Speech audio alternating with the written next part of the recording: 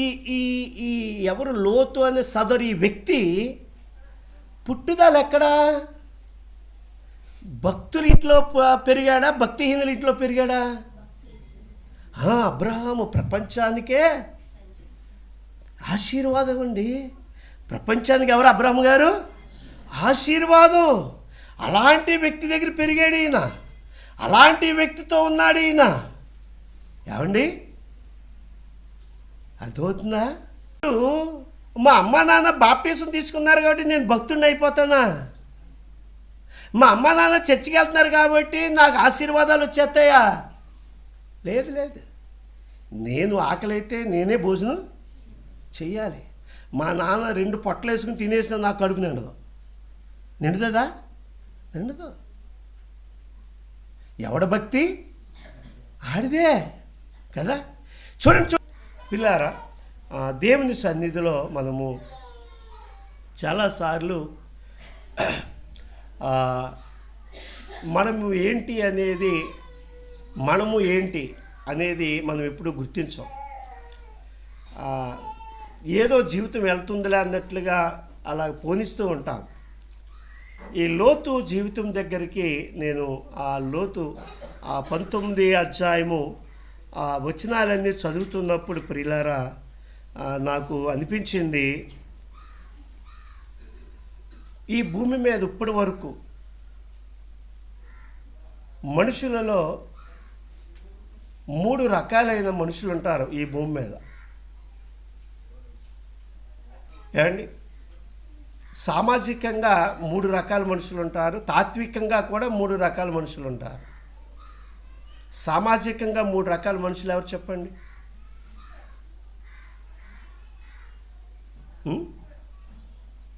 3 రకాల మనుషులు ఎవరు సామాజికంగా?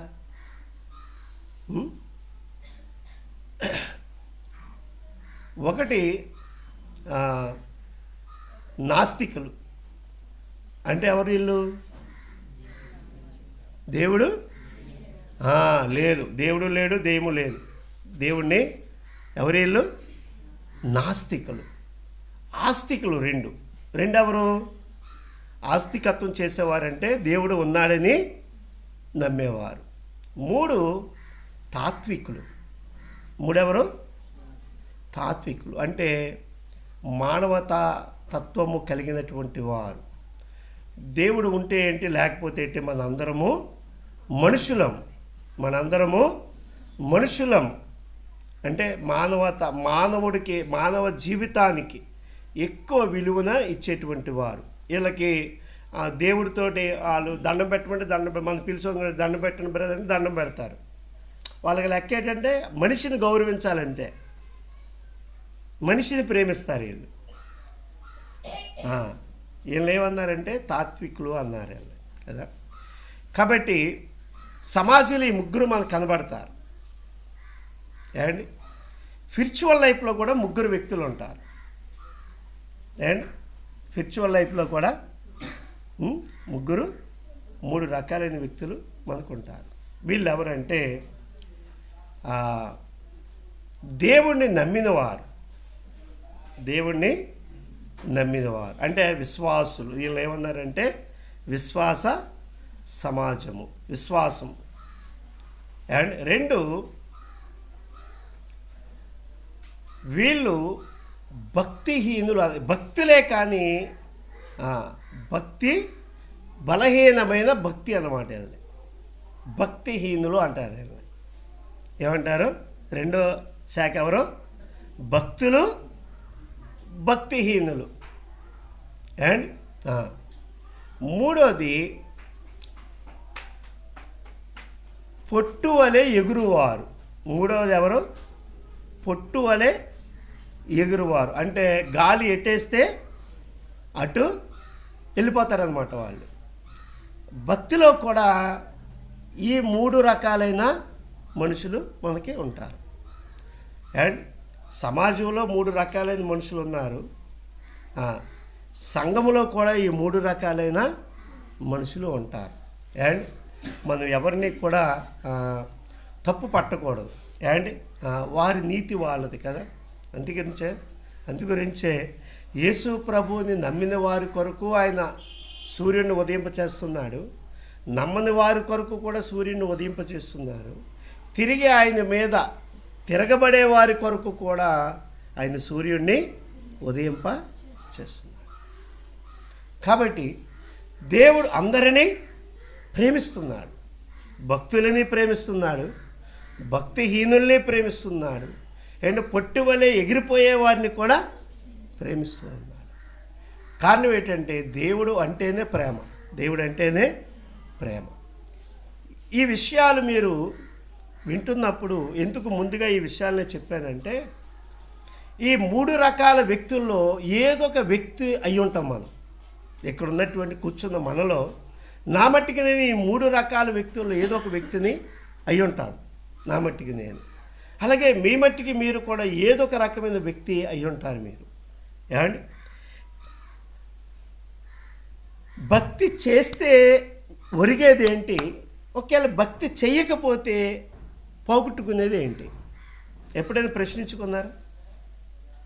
భక్తి చేస్తే ఒరిగేది ఏంటి మనకి? ఇప్పుడు వచ్చారండి, కొంత సమయం ఇక్కడ గడుపుతున్నారు, దీనివల్ల మీకు ఒరిగేదేంటి? దీనివల్ల మీకు లాభం ఏమన్నది బైబిల్ చెప్పింది. నేను నా సొంత మాట కాదు, సంతుష్ట సహితమైన దైవభక్తి గొప్ప లాభ సాధనమని బైబిలే చెప్పింది. ఒకవేళ నా సొంత మాట అయితే ఇది పాస్టర్ గారి వేదాంతం అని మీరు కొట్టుపాడేయచ్చు, దాంట్లో ఏ తప్పు లేదు అసలు కదా. కానీ బైబిలే చెప్పింది ఏమన్నదంటే సంతుష్ట సహితమైన దైవభక్తి గొప్ప. మరి మనం ఇక్కడికి ఆ లాభాన్ని పొందడానికి వచ్చామా, వ్యాపారం చేసుకోవడం నష్టపోవడానికి వచ్చామా? నష్టపోవడానికి ఎవరైనా వ్యాపారం చేస్తారా అండి? మా అమ్మాయికి బాగా ఒళ్ళు నూగెక్కిపోయిందండి, అందు గురించే కిరాతు కూడా అల్లుడి కోసం ఎత్తుకుతున్నామండి, తల్లిదండ్రులు ఎక్కడైనా ఉంటారా? ఉంటారండి? ఆ పిల్ల తల్లిదండ్రులు ఎగిరి తన్నేసినా సరే అల్లుడు ఎలాంటి వాడు ఉండాలి? మహేష్ బాబు లాంటి వాడు ఉండాలి, అవునా కదా? అంటే మా అమ్మాయి ఎగురు తొందుతుందండి అప్పుడప్పుడుని, అయినా పడాలండి, అలాంటి మంచి అల్లుడిని చూసి పెట్టండి అని అంటారు అన్నమాట కదా. కారణం ఏంటంటే మనిషి యొక్క మనస్తత్వాలు ఇప్పుడు కూడా అలాగే ఉంటాయి. కాబట్టి ఒకసారి మీ యొక్క అవగాహనలోకి విషయాలన్నీ కూడా లోపల ఉంచండి. అలా నేను మీకు ఒక్కొక్క పాయింట్ చెప్తాను చక్కగా, ఆ పాయింట్లో మీరు చక్కగా ఆ విషయాన్ని మీరు గమనించండి. అండ్ మొట్టమొదట చాలా అద్భుతమైనటువంటి మాట మనం ఈ లోతు గురించి వింటాం. ఏంటి? క్రొత్త నిబంధనలో ఏమన్నాడు పేతురు గారు 2వ అధ్యాయంలో, 2 పేతురు 2వ అధ్యాయం 7వ వచనం చదవండి ఒకసారి.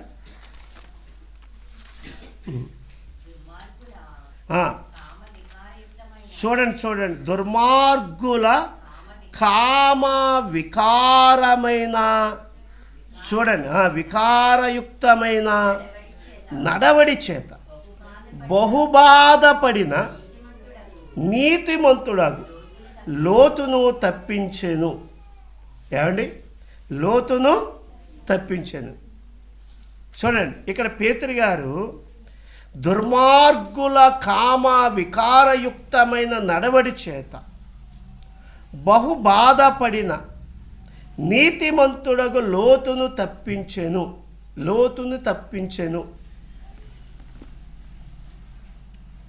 ఇది క్రొత్త నిబంధనలో పౌలుగా అది పేతురు గారు ఇస్తున్న స్టేట్మెంట్. ఎవరి కోసం అండి? లోతు గారి కోసం. And right. అయితే ఇదే స్టేట్మెంటు యేసుక్రీస్తు ప్రభుల వారు ఎలా ఇచ్చారో చూద్దాం. మత్తయి లోకాసు వార్త ఎక్కడమ్మది? లోకాసు వార్త 20 లోతు దినములు ఉంటాయి కదా, ఎన్నో అధ్యాయం అది?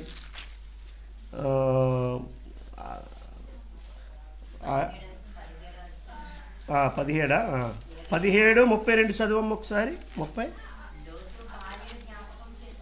ఇక్కడ ఏమన్నాడంటే, లోతు భార్య అని మీరు ఏం చేయండి, దాని ముందు చూడండి 27వ వచనం కాంచి 28 చదివండి డైరెక్ట్గా, టైం ఉంటుంది. లోతు దినములలో జరిగినట్లు జరుగును. చూడండి లోతు దినములు, అది అండర్లైన్ చేయండి. లోతు దినములు ఏ దినాలంటే ఇవి? లోతు దినములు. చూడండి, లోతు దినములలో జరిగినట్లు జరుగును. జనులు తినుచు, త్రాగుచు, కొనుచు, అమ్ముచు, నాటుచు, ఇండ్లు కట్టుకొనుచు నుండేరి. చాలు. మనుషులు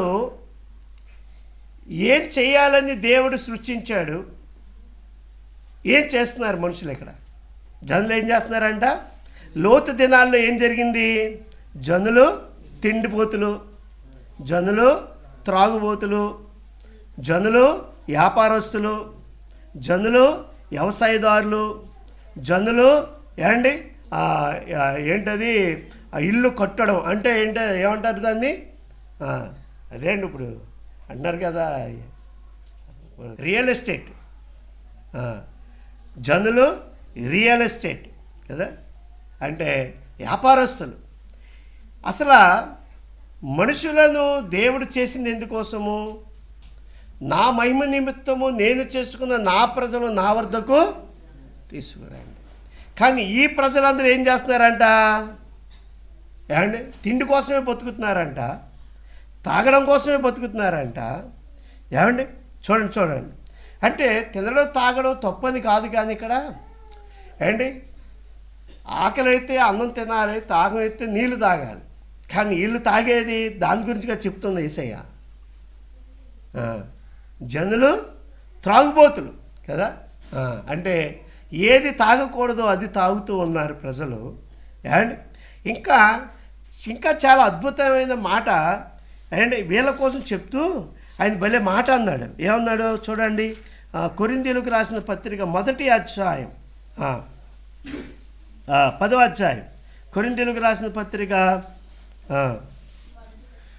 6వ వచనం చదవండి. 6వ వచనం, వారు ఆశించిన ప్రకారం మనము చెడ్డవాటిని ఆశించకుండునట్లు ఈ సంగతులు మనకి.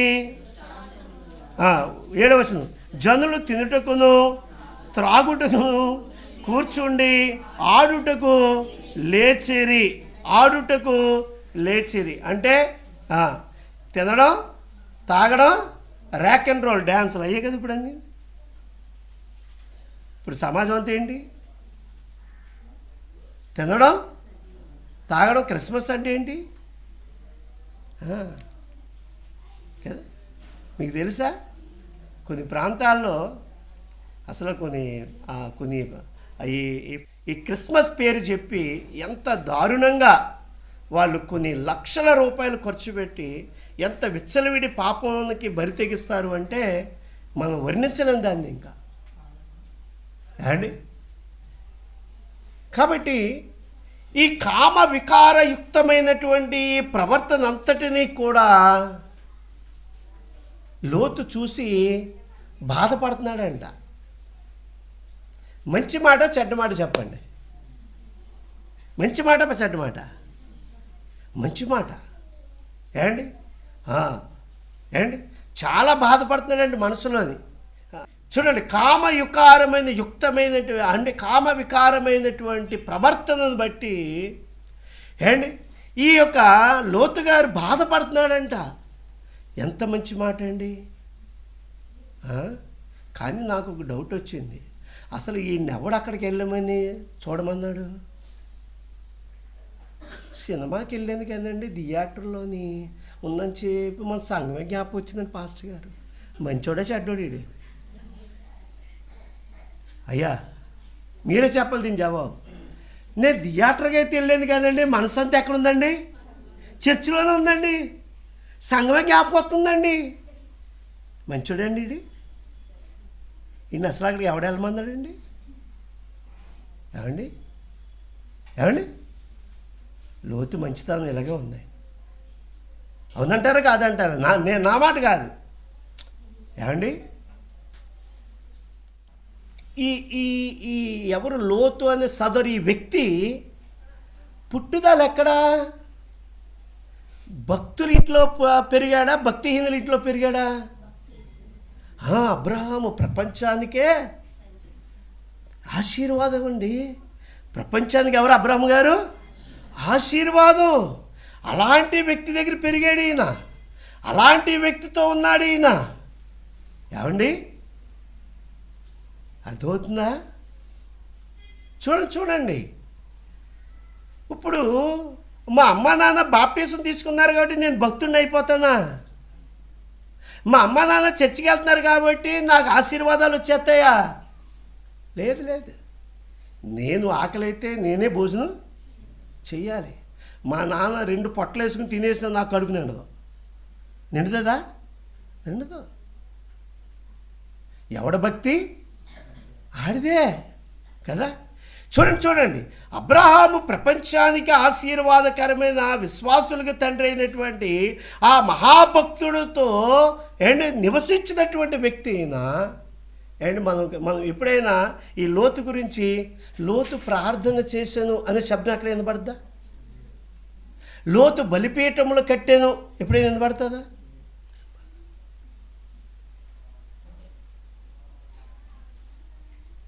మనం అంతే.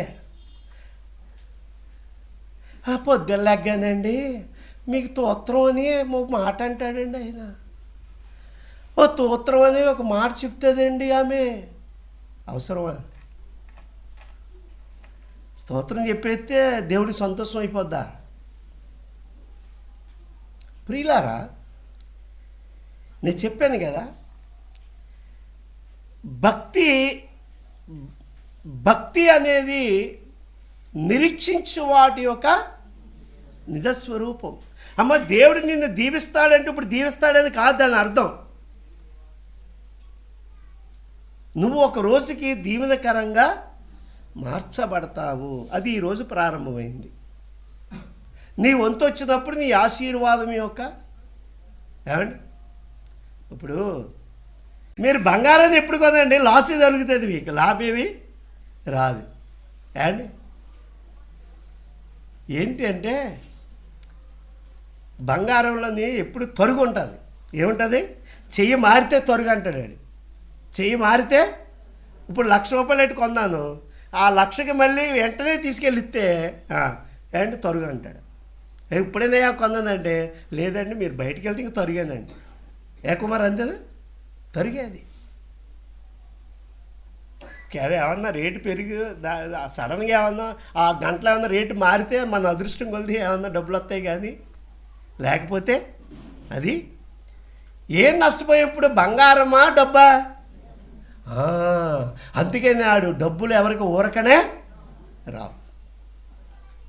ఇప్పుడు డబ్బు ఖరీదైందా బంగారం ఖరీదైంది చెప్పాలి.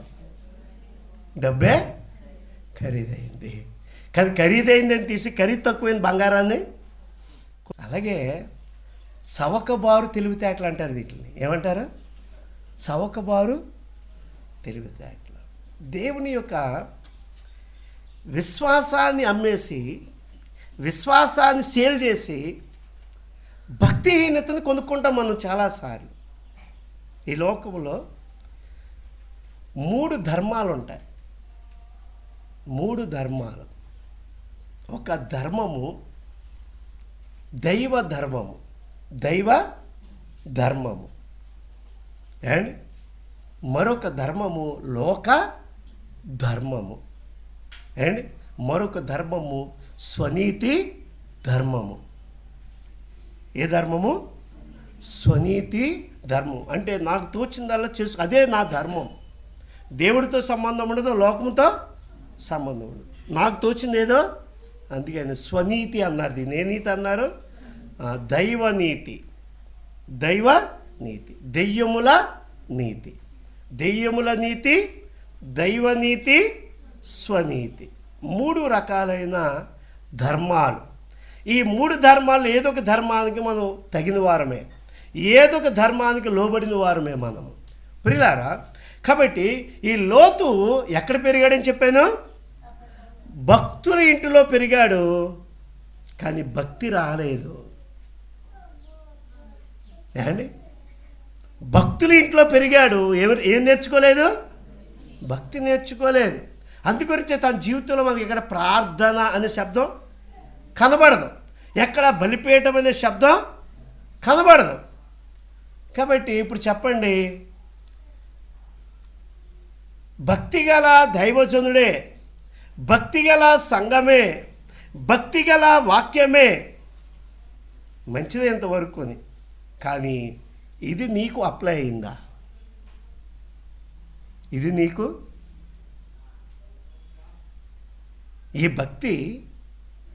ఈ భక్తిలో ఉన్నటువంటి సారము నీలోకి వస్తే నువ్వు భక్తుడివే. అబ్రహామును ఆశీర్వదించిన దేవుడు నిన్ను కూడా ఆశీర్వదిస్తాడు. కాబట్టి లోతు ఎక్కడ తప్పిపోయాడంటే భక్తులతో ఉన్నాడు, కానీ భక్తిలో నుండి పక్కకి వెళ్ళిపోయాడు. ఇది మొదటి పాయింట్. భక్తులతోటే ఉన్నాడు, కానీ ఎక్కడ తప్పిపోయాడు? భక్తిలో నుండి తప్పిపోయాడు. రెండో మాట,